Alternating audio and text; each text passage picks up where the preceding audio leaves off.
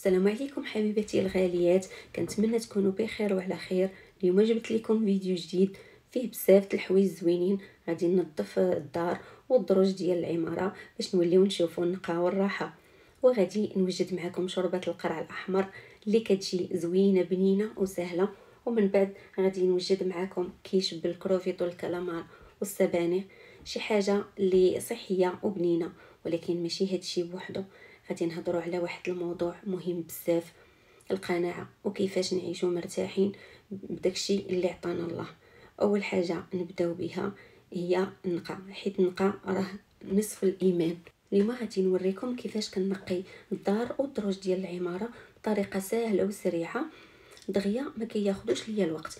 بالنسبه للدار فانا مطبقه داك النظام ديال 10 دقائق لكل غرفه، فتندير في كل غرفه 10 دقائق. ولكن باش تطبقي هذا النظام فخصك تكوني دايره واحد الحاجات قبل.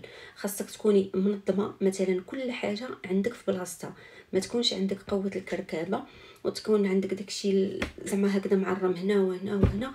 والنظام راه ماشي ضروري يكونوا عندك الفلوس باش تشري منظمات غاليين باش ديري واحد الحاجات اللي تيكونوا غاليين. راه تقدري بابسط الاشياء تنظمي دارك وتنظمي اي حاجه عندك في الدار.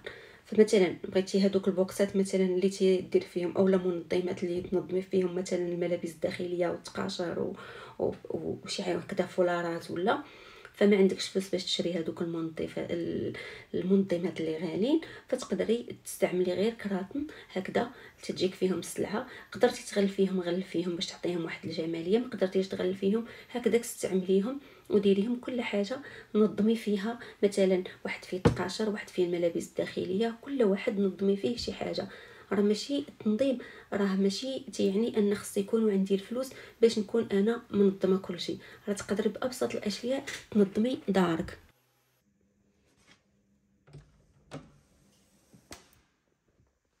غادي نخرج باش نقي الدروج هكذا، تنقيو كل واحد تينقي هكذا الدروج ديالو اللي تيطلع منه. ماشي تنقيو الدروج ديال العماره كلها، غير الدروج اللي تيكونوا تيطلعوا عند الدار ديالك، بحال غير الدروج ديال طبقه واحده. ايوا صافي، انا تنقيهم دائما مره في السيمانه، تنقيهم. واحد السيده اللي فوق مني المهم كتنقيهمش، تنهبط انا من الفوق من هنا صافي، وتنهبط تنقي حتى لتحت. ايوا اليوم غادي نقيهم ان شاء الله باذن الله، اللي كاينين عندي في البروغرام وغادي نقيهم. خاص دابا بحال كل دار كل بارطمه تتنقي الدروج مره، ماشي هي العماره كلها كما قلت لكم، غير الدروج اللي تيكونوا هكذا تيطلعوا للبارطمه ديال كل واحد. ولكن انا تنقيهم صراحه. هادو جيراني ما كينقيوش، هاد السيد جارنا راجل بوحدو زعما ما عنده لا مرات ولا والو، ما تينقيهم ما والو. وهاد السيده اللي فوق منا ما كتنقيش، ما عمرني ما شفتها كتنقيهم. صافي تنهبط انا تنقي من الفوق من عندها وتنهبط، ماشي مشكل. المهم تنبغي انا على راحتي، ماشي زعما شي حد بزز عليا ولا لكن انا تنبغي نقيهم معايا. وجدت الساعه شوف البلاطات شتا دابا تنجمع بهم هنا الشطه بالخرش نشطو الدروج. فبسم الله على بركه الله غادي نبدا نقي الدروج. بالنسبه لدروج العماره كتعكس اخلاق السكان، وكل ما كانوا نقيين كل ما حسينا بالراحه. القناعه حتى هي داخله هنا، حيت اللي عنده القناعه كيبغي ديما يشوف بلاصتو نقيه ومهلي فيها. وانا كنقي في الدروج جا في بالي نهضر على القناعه. القناعه راه مفتاح السعاده. الانسان اللي قنوع كيشوف الجمال في كل حاجه، كيشكر الله على القليل قبل الكثير. القناعه ماشي معناها نرضاو بالقليل دائما، ولكن نعرفوا قيمه اللي عندنا وما نبقاوش نهضروا بزاف على اللي ما عندناش. القناعه راحه وكتعطيك واحد الهدوء النفسي سبحان الله، واللي قنع راه يعيش مرتاح. وفي الدين ديالنا القناعه عندها مكانه كبيره بزاف. النبي صلى الله عليه وسلم قال: قد افلح من اسلم ورزق كفافا وقنعه الله بما اتاه. يعني الانسان اللي قانوع بما عطاه الله هو اللي غادي يعيش رابح ومهني. وشوفوا سيدنا محمد عليه الصلاة والسلام كيفاش كان كيعيش بسيط، وما كانش عنده اكثر من الحوايج اللي محتاجهم، وحتى الصحابه رضوان الله عليهم كانوا قنوعين واخا كانوا قادرين يعيشوا في الغنى. وكاينه ايه قرانيه زوينه بزاف كتعلمنا القناعه. فالله سبحانه وتعالى قال: لئن شكرتم لازيدنكم. يعني اللي يشكر الله على النعمه اللي عنده ورضى بها، الله غادي يزيدو من فضله. القناعه هي نعيشو باللي عطانا الله ونشوفوا البركه في القليل قبل من نحلموا بالكثير. بحال اللي كيقولوا القناعه كنز لا يفنى. ماشي ضروري يكون عندك كل شيء باش تكون سعيد، المهم نحسو بالرضا والسلام الداخلي. القناعه هي انك تعيش سعيد باللي قسمو لك الله، وتشوف البركه في الحوايج الصغيره قبل الكبيره. الانسان القانوع كيشكر الله في كل وقت، سواء كان عنده بزاف ولا كان عنده شويه، حيت كيعرف ان الرزق بيد الله. بالقناعه كيرتاح القلب وكيتحرر الانسان من الطمع والجري ورا الدنيا. الحمد لله وبفضل الله ساليت نقيه ديال الدار وديال الدروج. ودابا غادي نوجد معكم الكيش، وصفه غنيه ومليئه بالفوائد، غير جربوها راه تجي لذيذه بزاف. دابا غادي نوجد معكم العجين ديال الكيش. في واحد البول درت الدقيق، درت معاه الثومه بودغ، درت معاه السكر سنيده اللي تيبقى اختياري، ممكن تعوضوه بالعسل، درت الخردل ودرت زيت الزيتون ودرت الملحه القياس اللي بغيتو تاع الملحه، وخميره الحلويات اولا بيكين باودر، ودرت الزبده. بالنسبه للمقادير بالضبط غادي نخليهم لكم مكتوبين في صندوق الوصف. صافي تناخذ هذاك العجين تنزيد عليه الزبده صافي، وتنبقى هكذا تنرملو باش تنحصل على قوام بحال هكذا هذاك العجين، حيت هذا العجين هو الباط بريزي يجي بحال العجين مكسر. صافي من بعد زدت عليه بيضه باش غادي نجمع هذاك العجين. صافي هذيك البيضه راه ما كتجمعوش كله، تنزيد عليه هكذا واحد المعلقه ولا جوج ولا على حسب ديال الماء. بالنسبه للماء يكون بارد، تكونوا مثلا درتوه في الثلاجه باش هكذا ما تيذوبش لكم هذيك الزبده وتجيكم هذاك العجين زوين. صافي غنديرو في بلاستيك غذائي وغادي ندخلو المجمد، حيت بغيت نخدم به انا بالزربه. الا كنتو نتوما بغيتو تخدموا به مثلا حتى من بعد فتقدروا تخليوه غير في الثلاجه الفوق وعاد تستعملوه. دابا غادي ندوز باش نوجد معكم الشوربه. بالنسبه للشوربه فهي تجي زوينه حتى هي. درت الزبده، درت شويه ديال زيت الزيتون، ودرت البصله هكذا قطعتها مربعات، درتها بحال تحمرات لي شي شويه هكذا. صافي من بعد زدت عليها البطاطا، حركتهم مزيان مع بعضياتهم حتى تحمروا شي شويه، ماشي تيوليو حمرين ولكن المهم بحال تيتقلاو شويه. صافي وزدت عليهم هذاك القرع الاحمر حتى هو مقطع مربعات.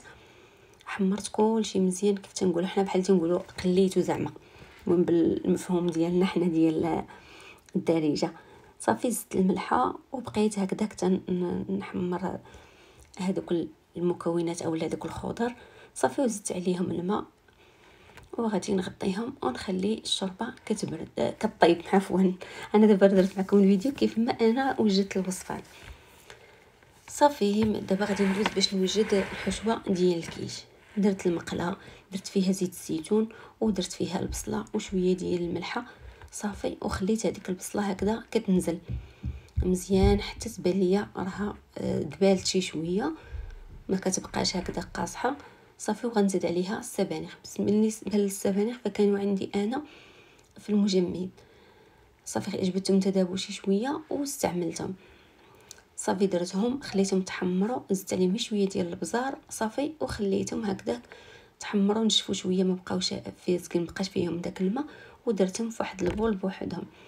دابا غادي ندوز باش نوجد الكالامار والكروفيت. بالنسبه للكالامار والكروفيت راه ماشي ضروري يكون عندك بزاف، انا كانوا عندي تقريبا شي 5 الحبات ديال الكروفيت، والكالامار كانت عندي غير شي شويه، غير شي طريفات قلال. صافي درت زيت الزيتون ودرت شويه ديال الملحه وحمرت فيه هذاك الكالامار وهذاك الكروفيت، وتكون النار تكون مجهده باش هكذا ما تيجيش عاصي داك الكالامار. ماشي ضروري يكون عندكم الكالامار كتير. صافي حتى هما حطيتهم على جنب ودزت رجعت للشوربه ديالي من بعد ما طابت فطحنتها وزدت عليها شويه ديال كريمه الطبخ ولا تقدروا ديروا الفرماج مثلث. صافي وها الشوربه وجدات. دابا غادي ندوز باش نكمل هذاك الكيش. جبت هذاك العجينه نتوما شوفوا راه قساحت مع درتها في المجمد قساحت. صافي دهنت بشويه ديال رشيت بشويه ديال الدقيق صافي، وسرحتها بالحجم اللي بغيت انا ديال المول اللي عندي. صافي درتها في المول وغادي نديرها شويه في الثلاجه في المجمد شي شويه تقبض راسها، ومن بعد خرجتها من المجمد داك شي 5 دقائق صافي. ودرت فيها هاد الحمص، انا داير هاد الحمص هكذا تنستعملو دائما في هاد الوصفات بحال هكا. صافي غندخلها للفران تشمع شي شويه، ومن بعد غادي نخرجها. دابا غادي نوجد هذيك لابراكيش. درت 3 البيضات، درت بزار، درت الملحه، درت تومه بودغ، درت الفرماج مطحون، درت شويه ديال الكريمه ديال الطبخ وشويه ديال الحليب. صافي غادي نخلط مزيان هادوك المكونات مع بعضياتهم، وغادي نزيد عليهم السبانخ وهذيك البصله، ونزيد عليهم هذاك الكالامار والكروفيت. صافي ها هي ديك لاباراكيش وجدات عندي، تتجي لذيذه بزاف. غير جربوا هذه الطريقه غادي تعجبكم. صافي خرجت هذاك الفون ديال الكيش من الفران، حيدت ليه هذاك الحمص صافي وحطيته. غنخوي فيه هذاك لاباراكيش وغادي نعاود نرجعوه للفران يطيب. ما تياخذش الوقت بزاف، صافي تخليوه شي ربع ساعه ولا صافي تيوجد. هاد الوصفات راه ما كياخذوش كاع الوقت بزاف، دغيا كيوجدوا. زعما ماشي زعما غادي ياخذوا لكم شي وقت كتير بحال هذيك العجين ديال الكيش. فراه تقدروا توجدوه وتخليوه في الثلاجه. انا راه تنوجدوه شحال من مره وتنخليه في الثلاجه هكذا تيبقى عندي حتى لشهر، ولا اما تنديرو في المجمد اما تنديرو في الثلاجه الفوق. فما زعما ما تيخسر ما حتى شي حاجه، تيبقى معكم مده طويله. انا راه غير اليوم باش نوجدو معكم هكذا ونوريكم الوصفه ديال العجين وهذا، فداك الشيء علاش وجدته معكم. انتم هذا هو الشكل النهائي ديال الكيش، راه تيجي بنين ولذيذ. غير جربوه بالطريقه غادي يعجبكم. الا ما كانش عندكم الكالامار والكروفيت فتقدروا تعوضوهم بطريفات ديال الدجاج، حتى هما راه تيجيو زوينين، اولا بالكفته اولا حتى بالطون راهم تيجيو زوينين. هادشي كيبين لينا بلي الحياه زوينه وخيراتها كثيره، ولكن القناعه كتخلينا نستمتعوا حتى بالحوايج الصغار اللي عندنا. والشربه حتى هي راه كتدفي الجسم وتجي لذيذه، ومكوناتها قلالين ماشي زعما شي حاجه اللي كثيره. حتى هي ما كتاخذش الوقت، غير شويه ديال القرعه الحمراء وشويه ديال البطاطا والبصله وشويه ديال التوابل. هادشي كامل كيذكرني بالقناعه، حيت في الماكله القناعه مهمه، ناكلوا حاجات بسيطه وصحيه ونشكر الله على النعمه. هانتوما شوفوا انا قطعت معكم هاد الطريف باش تشوفوا الشكل النهائي مزيان ديال الكيش كيفاش تيجي حتى من الداخل، راه تيجي لذيذ بزاف. غير جربوا هاد الوصفات، انا متاكده غادي يعجبوكم ويعجبوا وليداتكم. عشيبه خفيفه ظريفه. هذه هي نهايه الفيديو ديال اليوم. لقيتوا معايا الدروج وجربتوا شوربه القرع الاحمر والكيش. خليوا لي الراي ديالكم في التعاليق، وقولوا لي شنو هي الحاجه اللي كتعلمكم القناعه في الحياه ديالكم. نتمنى لكم نهار زوين ومليء بالقناعه والبركه. يلا بسلام عليكم.